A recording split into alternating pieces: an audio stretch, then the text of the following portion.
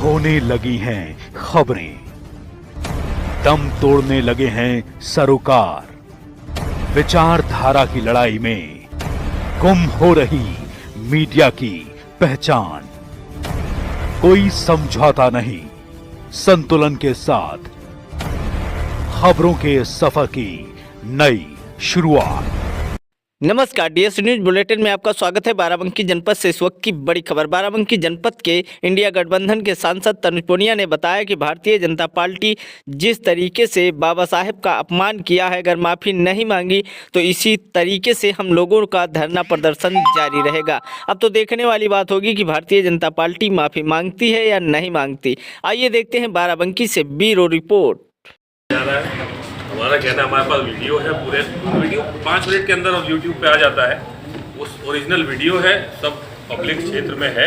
और जो कहा है, जिस तरीके से उन्होंने कहा है, ये एक अपमान करने वाली बात है, बाबा साहब के अपमान करने वाली बात है। और इसी मुद्दे को लेकर के हम लोग चल रहे थे। 2 दिन लोकसभा में, 2 दिन राज्यसभा में संविधान की और बाबा साहब की बहुत तारीफ की भारतीय जनता पार्टी।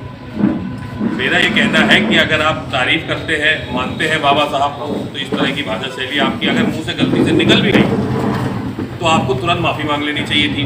विपक्ष के कहने पे माफ़ी मांग लेते कि भाई किसी को अगर यहाँ पे ठेस पहुँची है तो आप उसके लिए भाई क्षमा चाहते हैं, लेकिन नहीं मांगी। दूसरी बात, अगर ये बाबा साहब को इतना मानते हैं तो ये स्पष्ट कर दें कि ये हिंदू राष्ट्र का अपना आइडिया जो है वो ड्रॉप करने वाले हैं, क्योंकि दोनों चीज़ें एक साथ नहीं चल सकती। बाबा साहब ने सीधे सीधे कहा था, कॉन्स्टिट्यूएंट असेंबली में कहा था कि धर्म के आधार पर इस देश को नहीं बनाया जा सकता, ये संविधान से चलेगा। तो इनका हिंदू राष्ट्र का जो है, ये पब्लिकली कहे कि हिंदू राष्ट्र हमको नहीं, आइडिया पूरा ड्रॉप किया, हिंदू राष्ट्र हम नहीं बनवाएंगे, कभी नहीं बन सकते, क्योंकि बाबा साहब ये बात है। और दूसरा, मनुस्मृति को बाबा साहब ने आग लगाई थी, उसकी बॉनफायर करी थी, तो वो ये मनुस्मृति का भी खंडन करें सीधे सीधे।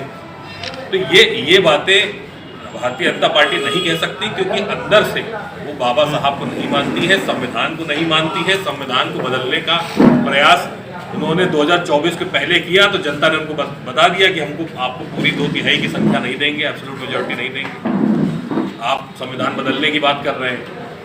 तो अब ये और तरीके से प्रयास कर रहे हैं। तो संसद भवन में जिस तरह से भाषा का प्रयोग किया, उसके लिए कांग्रेस पार्टी मांग करती है कि आप जो है इस्तीफा दें या नरेंद्र मोदी जी उनको बर्खास्त करें, नहीं तो हमारा आंदोलन चलता रहेगा। उसी में अब क्योंकि बात इतनी बढ़ गई, इनका वीडियो सब जगह चल गया, तो इसको दबाएं कैसे?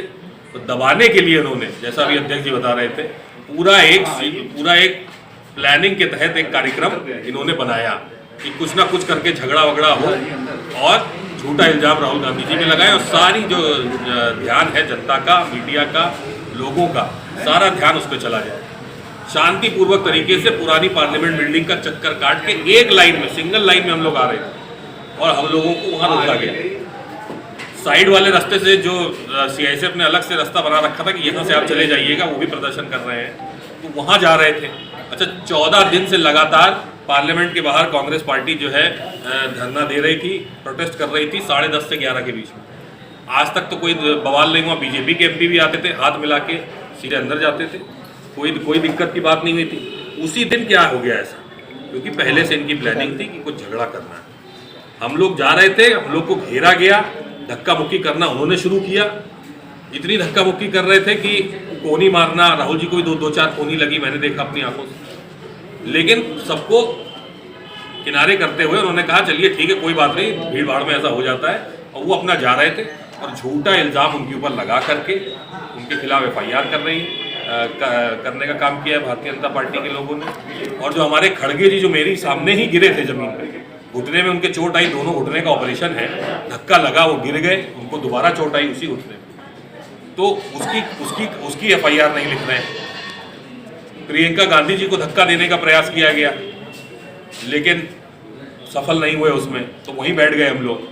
तो ये जो ध्यान भटकाने का काम भारतीय जनता पार्टी आज से नहीं, पहले से करती आ रही है। चाहे अडानी का मुद्दा जब उठाया गया हो, या संभल का मुद्दा उठाया गया हो, या मणिपुर का मुद्दा उठाया गया हो, कोई ना कोई अन्य बवाल ये ला करके छोड़ देते हैं, कोई ना कोई नई चीज़ ला के छोड़ देते हैं, जिससे पूरी मीडिया का, पूरी जनता का ध्यान डाइवर्ट हो। लेकिन इस बार बाबा साहब की बात है तो कोई डाइवर्ट होने वाले नहीं है। पूरे देश में आंदोलन चलेगा, विरोध प्रदर्शन चलेगा और हम इनको जब तक ये माफ़ी नहीं मांगते, इस्तीफा नहीं देते, तब तक के हम लोग प्रदर्शन करते रहें। क्या